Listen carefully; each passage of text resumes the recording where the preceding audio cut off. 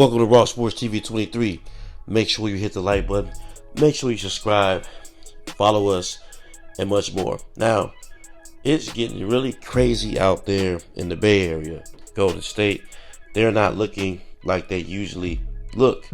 I mean, this season, they're 15-17. Who would think that a team like this would be the 11th seed? Now, yeah, there are a lot of things that occurred this season, such as health issues, injuries. Gary Payton Jr. injured his calf muscle, so he's a very integral part of that defensive rotation, but he's been out. And then Draymond Green, he is receiving counseling right now from the NBA for some behavior problems, because we know he choked out Rudy Gobert early on in the season, received a 5-game suspension, but that wasn't enough. Draymond went on to backslap Yusuf Nurkic, and it cost him a 12-game suspension. Now we know that Draymond is an integral part of also how the offense runs and defense, probably their best defender. But that's not just it. It gets even more crazy. I mean, Klay Thompson has had his share of struggles this season. He was averaging about 15 points per game. Then he broke out of the shooting slump that he had. And yes, this shooting slump went on for some time. I mean, Klay kind of was off and on last season. He didn't really play well in the postseason. And, he spiraled down. And many was wondering, is this really because of the injuries that he suffered? Probably saying that he was never the same.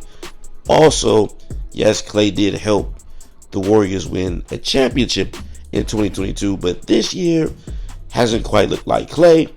Then he turned on the Jets for about 5 games, and he got really hot. And now the Golden State Warriors are back on a 3-game losing streak. But in the midst of that, one of the players that the Warriors organization seemed to be growing frustrated with, according to Kendra Andrews, ESPN reporter, and for the Golden State Warriors, is Andrew Wiggins. Now, Andrew Wiggins also helped the Golden State Warriors in the championship year 2022, being a lockdown defender and also being great on offense. Got a contract extension along with him and Jordan Poole, but this season is his worst season thus far, averaging 11.8 points per game, 4.1 rebounds, 1.1 assists per game, all career lows. Wiggins is also shooting a Westbrook percentage of 25.5% from distance, and his defense has slipped considerably, ranking 118.5 defensive rating this year per NBA.com. Now, they did cut up a little slack because he had some family issues going on last season, missed half the season, but didn't come back in great shape this season, and is starting to downward spiral, because if he doesn't play well, the Warriors won't perform well.